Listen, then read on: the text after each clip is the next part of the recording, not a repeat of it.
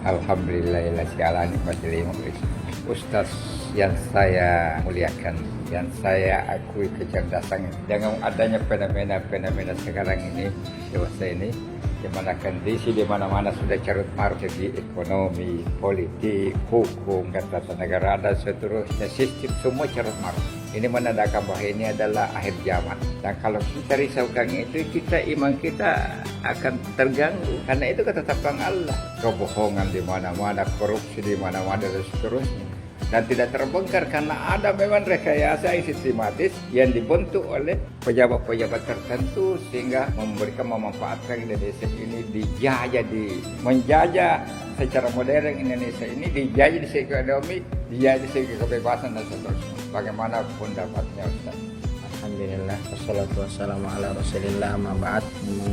Yang diceritakan, yang kita lihat dan kita alami ini sudah dikisi-kisi sama Allah dalam Al-Quran, bahwasanya malaikat saja jauh sebelum kejadian kita bahkan menciptakannya ini manusia sudah khawatir, ataja'alu fiha ma yufsidu fiha wa yasfiku dima.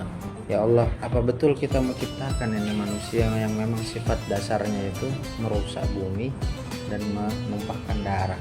Tetapi Allah Subhanahu wa taala sudah kasih jawaban, solusi, bahwasanya inni a'lamu ma la ta'lamun. Aku tahu yang kalian tidak tahu. Ananya malaikat ini seperti polosnya kita ini, kayak di gelapnya akhir era Jabariyah, seperti Nabi bilang, di era demokrasi, era carut marut ini, Allah Subhanahu wa taala kasih ilmu kepada orang-orang tertentu, kefahaman agama yang membuat di balik gelapnya dunia ini masih ada cahaya-cahaya. Apa itu? Dijelaskan, ditegaskan oleh Allah, inni ja'ilun fil ardi khalifah, bahwasanya manusia ini akan sadar tentang cahaya yang dari Allah ini, nurun ala nur ini, ketika dia paham bahwa dia ini adalah khalifatullah fi ardihi. Dia bukan sekedar manusia, tetapi dia membawa tugas meneruskan penggantinya Allah, pemimpin yang menjalankan hukum-hukum Allah di atas bumi. Semakin sadar manusia, semakin kita sadarkan manusia bahwa kita ini khalifah, kita ini adalah wakilnya Allah di bumi, maka dia mulai sadar, oh nafsu ini mulai turun, sadar bahwa ternyata jawaban keserakahan, kezaliman, menindas orang, membohongkan agama ini adalah jawabannya satu-satunya iman.